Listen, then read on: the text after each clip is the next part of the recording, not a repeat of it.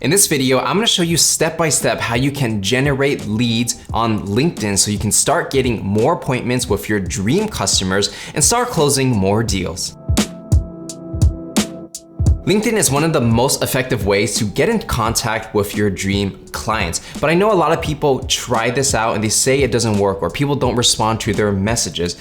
But here's the thing, there are more than 700 million people on LinkedIn, and for the most part, a lot of high-level decision makers are checking their LinkedIn profile and checking their messages every single day. I know for myself, I check my messages all the time. LinkedIn works, the people are there, but why is it that most people struggle to generate leads? And to break it down as simple as possible, there are two main reasons. Number one is that when someone wants to reach out to their dream client and they send a connection request, a lot of times their prospect or their potential customer doesn't accept. And number two, even if the potential customer actually accepts your connection request, they may not respond to your initial message when you ask for a meeting. So in this video, I'm gonna show you exactly step by step how you can actually connect with your dream clients, send your first messages, and actually schedule more appointments. So if you're excited for this video, make sure to give it a like, subscribe, and turn on notifications. All right, so diving right into it. The first step you gotta do is you gotta optimize your LinkedIn profile. And here's what I mean.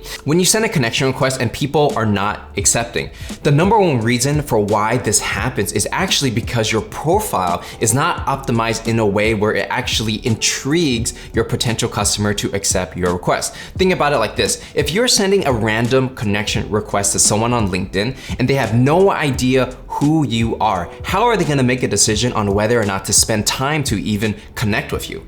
And they're gonna click on your profile, they're gonna look at your picture, they're gonna look at what your job is and what you're about, and they're gonna make a split-second decision on whether or not you can actually bring value into their lives. So if your profile is not optimized in a way that shows that you deliver value, no way anybody is going to connect. It doesn't matter how great your messages are or how great the message you write when you send your connection request. If your profile is not optimized, you are not going to get any results. And if you send 100 connection requests or 1,000, you're still gonna get the same results, nothing, because you gotta optimize your profile. All right, so going into my personal LinkedIn profile, right? So if I connected with somebody and I wanted to reach out to them for, help them with sales consulting or sales coaching, which is what I do, when they see my connection request and they click on my profile, it's very clear what I do. So it starts with the headline, right? Well, first of all, it starts with a picture. You gotta have a picture that shows like, hey, you're trustworthy, right? If it's like a picture that, you can't really see your face or you use a random picture that doesn't make sense, why would someone connect with that, right? You just gotta think of it logically. So clear profile, head picture,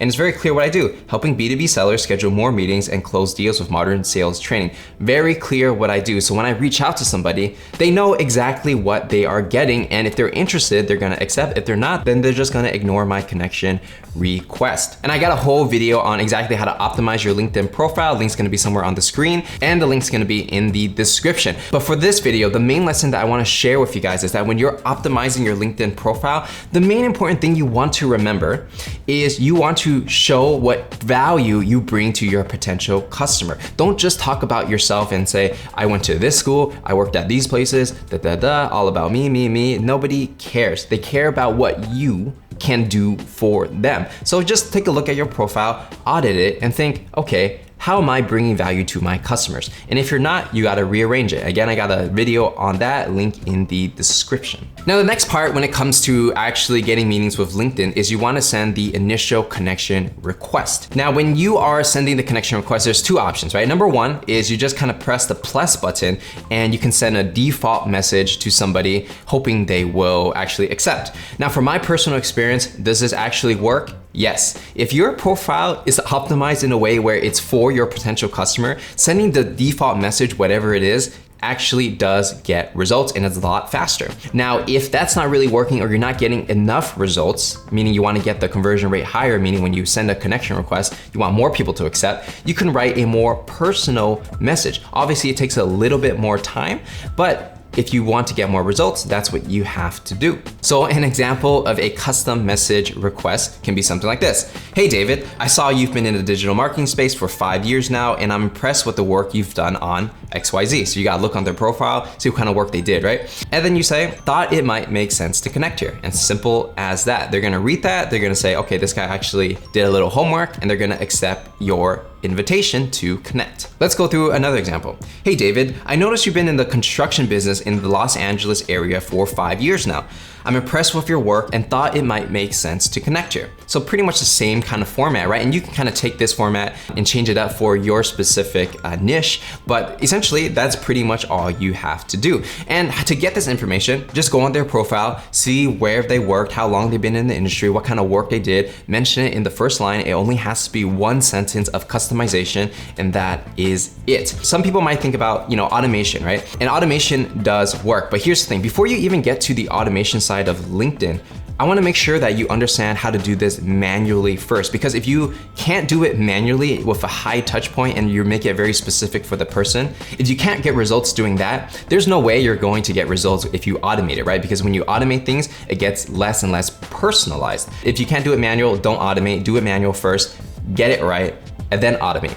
But once you get it right and you move into automation, what you can actually do is that, there are different tools you can use to help speed up the process of automation. So you can say, like, if someone's working in marketing, real estate, or finance, it can kind of just put that in for you. And you can also say, like, oh, if they've been working in this industry for 5 years, I'll automatically put that in, and you kind of send the same message to everybody, and it looks like it's very tailored for that person, but it's really not, because it's automated, right? And the thing with automation is you gotta be very careful, because there are always new tools coming out. So I don't really want to recommend any specific tools right now, because if I recommend it today, it may be gone tomorrow, right? Because LinkedIn is always changing their rules on which software works, which one doesn't, according to their API.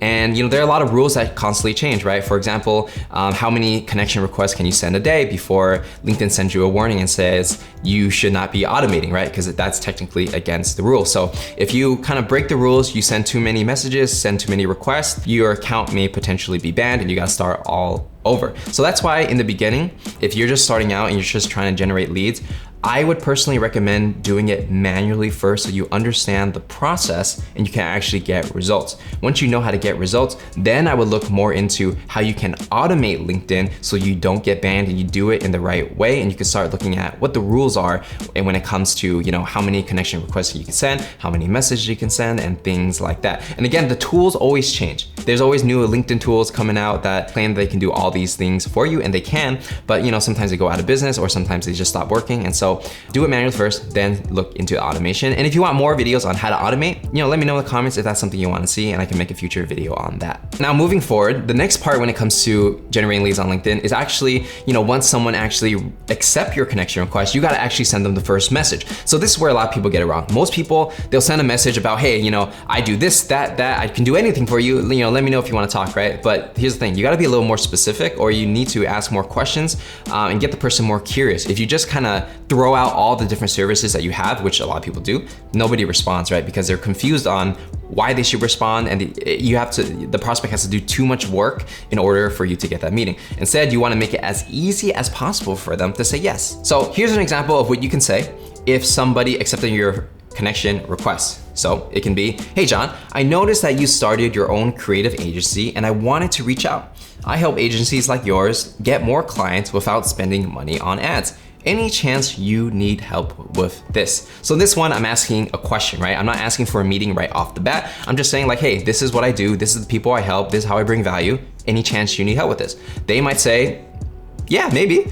And so they might say that. They literally might say, yeah, maybe, what do you do? And then you can start having a conversation. And once you reply back to them, you can actually say, hey, if you want to talk more about this, let me know what your calendar looks like, or feel free to schedule a time on my calendar, and you can send them a link. So that's pretty much how that first technique is done. The second way to do it is, instead of asking a question, you can go straight for the call to action. And if they're interested, they'll schedule a meeting right away. So this is the one I personally prefer. It's more direct, but at the same time, it's faster, right? So I can say something like this. Hey John, you probably know that one of the most challenging parts of owning your own creative agency is signing on new clients. Now, I actually help creative agencies consistently get new clients without having to spend money on ads. Some of our clients include X, Y, and Z. So if you're interested in learning how you might be able to do the same in your business, feel free to schedule a time to talk on my calendar here. And then you would put the link to your calendar. Okay, so let's break this down to show you exactly how this works. So in the beginning, I'm saying, hey John, you probably know that one of the most challenging parts of owning your own creative agency is signing on new clients. So what I'm specifically doing here is I'm saying,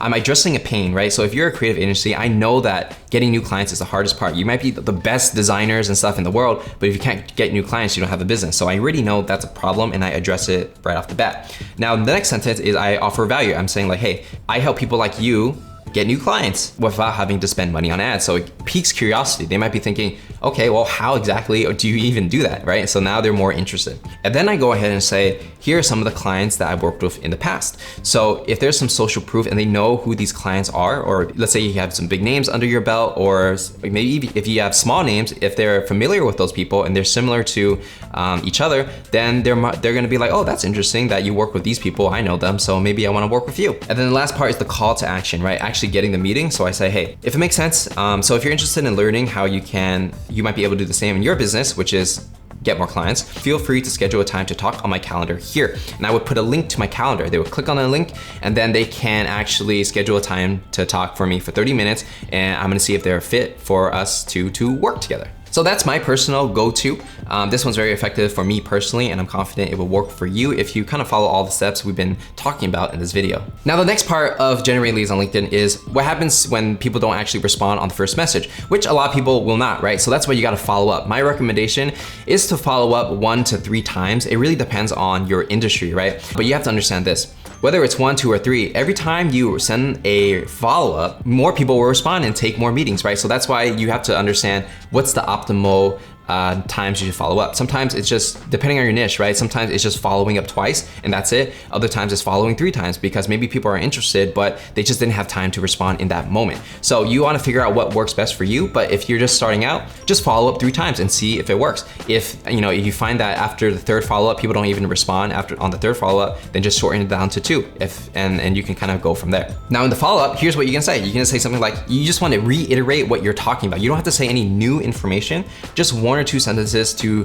kind of remind the prospect what you're even offering. So you can say, hey John, wanted to follow up to see if it still makes sense to talk about how we might be able to help you with XYZ, like get new clients or whatever it is, right? If it does, let me know what your calendar looks like. So in this one, I'm kind of saying like, hey, you tell me what your schedule is, or I can say something like, if it does, feel free to schedule a time to talk on my calendar here, and I will put my link again right there. So that's pretty much your follow-up. And then if you want to follow up 2 or 3 times to basically say the same thing, but you paraphrase it, and then you get a different response, right? You don't want to copy and paste it. You want to paraphrase it so it makes it look like you're actually making an effort to get to know the person. And number 5, we're gonna go down into LinkedIn marketing, okay? So when it comes to outbound LinkedIn lead generation, where you're reaching out to other people, you don't have to go super hard when it comes to marketing. You don't have to go viral. What you wanna do is you have to understand that when you're connecting with people, people are gonna start seeing your content in their feed. So I'm gonna go ahead and go on my profile and I'll show you what I mean. So as you can see here,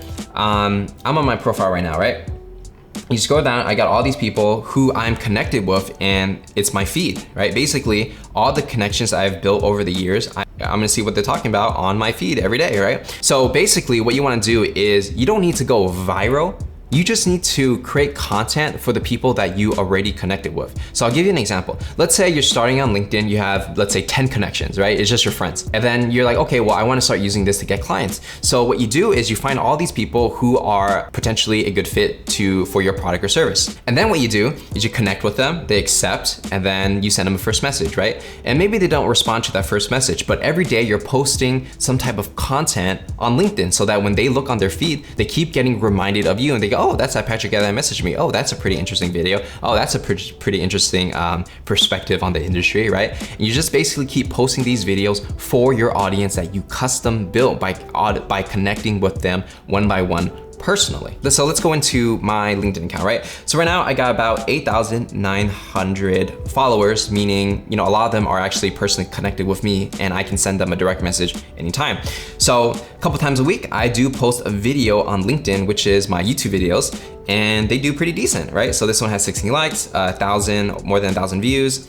This one has 1,000 views, 2,000 views, 2,500 views, 30 likes. And you can also see that when I click into this, I can see who exactly is liking my videos. Not only that, but if I go into my profile page, I can see who has viewed my profile. So I believe this is the last 90 days. So if I click into here, I can see, who are these 2,400 people that have viewed my profile, okay? Why this is important is because when people see your content, sometimes they wanna get reminded and they click on your profile again, they'd be like, well, what did this guy do again? I'm kinda interested. And when you start seeing these people interact with your content, whether it's liking, viewing your profile, it gives you an opportunity to send them a message, right? So you can say like, hey, I noticed that you like my video on whatever. I wanted to see if it might make sense to talk about how I might be able to help you with XYZ. So it's just another way to engage with your prospects so that you're not just sending them a cold message, you're suddenly building more authority and you're becoming more of an influencer in the space. And it could be, you're just a small influencer, right? But at least you're doing something and you don't need a big audience to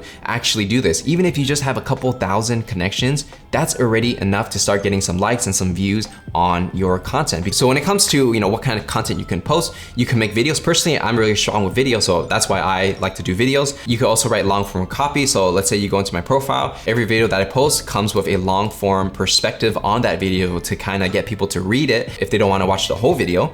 You can share a quote, you can share a picture, share what you're doing. There's so many different ways to slice and dice it when it comes to creating content on LinkedIn. You can kind of just look at what other people are doing in your industry and see what works best for you. Everybody's different. You might be a good writer, you might be good with video, you might be good with just sharing other people's quotes. It really just depends. But you definitely want to post at least a couple times a week, but if you can post every day, that's also really great too. So that's how it works. That's how you use a combination of outbound lead generation combined with marketing so you can increase your response rate, increase your authority with the people you connect with, and start generating more meetings with your dream clients. So if you enjoyed this video, make sure to give it a like, subscribe, turn on notifications, and let me know in the comments if you enjoyed videos like this and what you want to see more about when it comes to lead generation. And I also have a private Facebook group for the sales community, anyone who wants to generate leads and close more deals. So if you want to be part of this Facebook group and start chatting with like-minded people, make sure you click the link in the description to join that Facebook group. So with that said, my name is Patrick Dang. Hope you guys got some value out of this video, and I'm gonna see you guys in the next one.